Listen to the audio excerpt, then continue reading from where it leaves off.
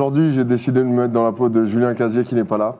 Donc, je voulais dire que j'ai passé un super week-end en regardant le web, le whip, le waf, le wouf. Je voudrais passer une dédicace à Thomas de Ta Time Connection. Eh bien, bonsoir et bienvenue dans le week-end de Julien Casier. Vous le savez, c'est une des jokes récurrentes sur Mandal tous les lundis.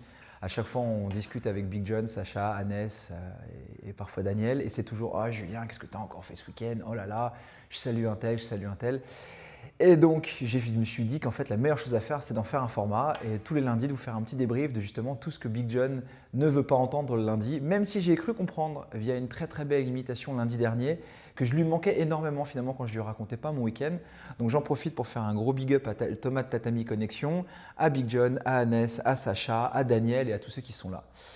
Et donc pour vous parler de mon week-end, ce week-end j'ai fait un choix.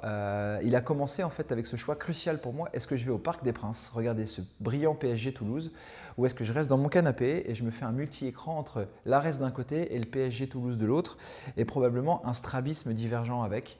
Écoutez, on verra. Mais en fait, parfois, il faut savoir choisir ses guerres et choisir ses combats. Et pour comprendre ce qui se passe, parfois, il faut regarder plusieurs combats en même temps. Donc, j'avais choisi de le faire et de regarder plusieurs combats en même temps.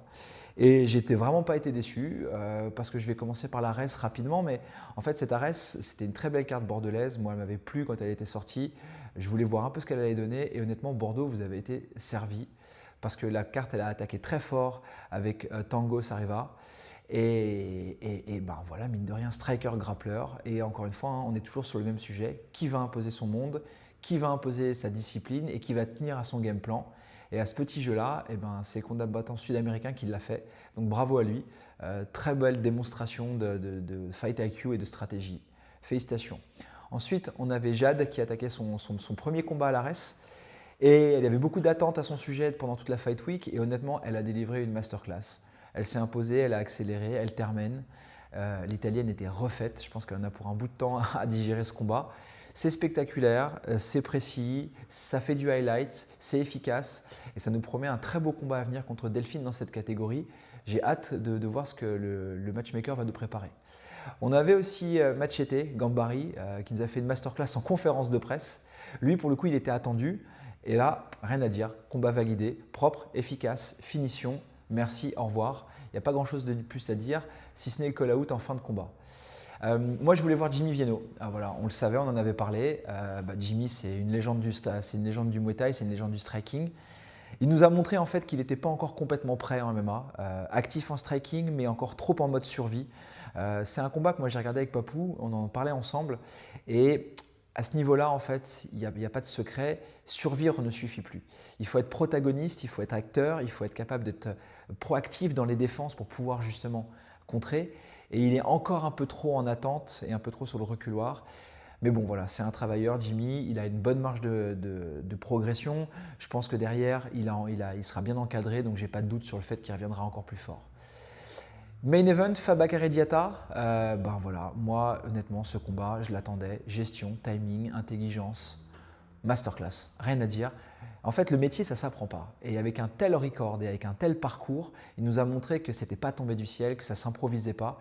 Et il a su nous montrer ça. Je passe aussi un gros big up à Ibrahim Mané. Voilà, Jason Ponez, c'est un gros client, c'est de l'expérience. Mais bon, j'ai aucun doute qu'il reviendra et qu'il se structurera pour son prochain combat. Et il n'avait pas besoin de s'excuser sur les réseaux, honnêtement, on est avec lui. Et là, maintenant, je suis content du sujet suivant parce que j'ai jamais l'occasion de parler foot sur Mandal. À chaque fois, on me dit non, tu vas encore parler foot. Non, non, non. Et dans le chat, et j'entends, il y a beaucoup de supporters de l'OM dans le chat. Vous êtes déçus, vous passez une saison de merde. Écoutez, c'est pas très grave. PSG Toulouse. PSG Toulouse, moi au départ, j'hésitais à aller le voir parce que je me suis dit, match pré-Ligue des Champions, ça peut être lent. Et en fait, Dembélé qui régale, Hakimi qui fait son 200e match, Gonzalo qui amène le dessert avec la cerise. Rien à dire. Le Gonzalo Time, je crois que ça commence à devenir récurrent, c'est le Gonzalo Time, c'est les dernières minutes du match. Bon, tout ça, ça sent le titre et ça prépare parfaitement Liverpool. Donc, moi, dès mon vendredi, j'étais de bonne humeur, quoi qu'il arrive. Et après, j'attendais le reste du week-end quand même pour voir. Je me suis dit, il y a quand même des matchs ce week-end qu'on va quand même regarder. Et j'étais avec ma chère et tendre, qui elle aussi me dit, on va quand même regarder ces matchs-là. Eh bien, Lille qui balance. Merci à tous mes amis lillois et qui m'ont envoyé des messages. Lille qui passe devant l'OM, Lille qui tape Lens qui cale. Voilà. C'est comme le but de Gonzalo, cerise sur le gâteau. J'en demandais pas tant. Si, j'ai eu encore mieux parce que parfois, quand vous avez la cerise sur le gâteau, il faut demander la sauce. Une victoire de Monaco contre l'OM dimanche. un OM qui bloque, un OM qui chute, une dégringolade qui continue, la chute au classement pour l'OM. Bon, faut avouer, c'est un peu coupable comme sentiment et j'ai un peu honte, mais voir l'OM se bûcher, ça reste le plaisir coupable. On a beau dominer la Ligue 1, on a beau être tout en haut, on aime bien quand même quand ils ne sont pas très hauts non plus et quand ils se bûchent régulièrement. Et je pense que cette année, c'est encore plus jouissif parce qu'ils avaient des espoirs et c'est encore mieux. On va pouvoir finir ce week-end sur l'UFC. Pas la carte la plus simple à regarder, honnêtement, et je sais que pour beaucoup, il était là, cet UFC, il ne fait pas kiffer. Mais en fait, soyons honnêtes, cet UFC, il pouvait sentir quand même la carte qui pourrait délivrer.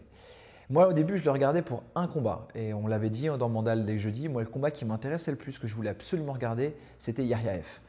C'était un bourbier à l'ARES. Il nous a fait une masterclass en Contenders, premier combat adjugé vendu. Et là, on voulait voir un peu ce qu'il allait donner en se rapprochant du haut niveau. Et bien, mine de rien, on a vu qu'il pouvait prendre des coups, mais on a vu qu'il savait les encaisser. Donc, c'est ouvert, c'est perfectible, mais c'est un gros menton et dès que ça va au sol, c'est terminé. Le rouleau compresseur reprend. Donc, pour moi, là, honnêtement, un profil comme celui de Yaryaev, ça sent le top 15. Alors, est-ce qu'on va passer par la case Alonso Menifield pour lui aussi parce qu'il est sorti des classements, donc il pourrait lui donner Menifield, ou est-ce qu'il l'envoie directement contre le top 15 ?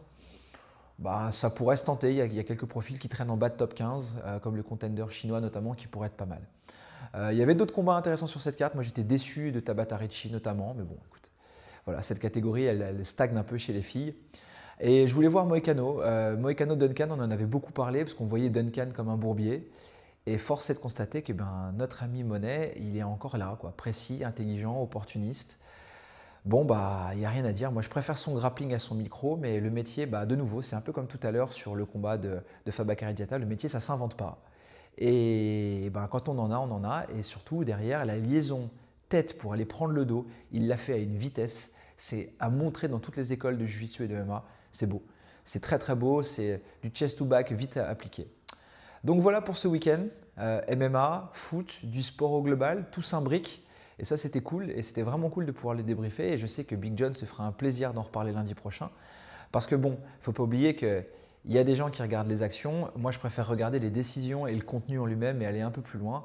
Donc, ça me faisait plaisir de pouvoir le retranscrire. Et souvenez-vous aussi que le plus important, ce n'est pas en fait le fait de regarder, c'est ce que vous en faites. Parce que le problème, c'est rarement le niveau.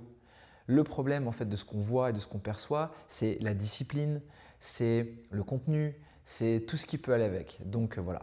Merci de m'avoir suivi pour ce premier épisode du week-end. Et puis écoutez, la semaine prochaine, on va quand même mine de rien avoir un énorme débrief aussi parce que cette semaine, on a un ARES, un EXA, un UFC, pas mal de foot et notamment avec une semaine de Ligue des Champions qui commence mercredi.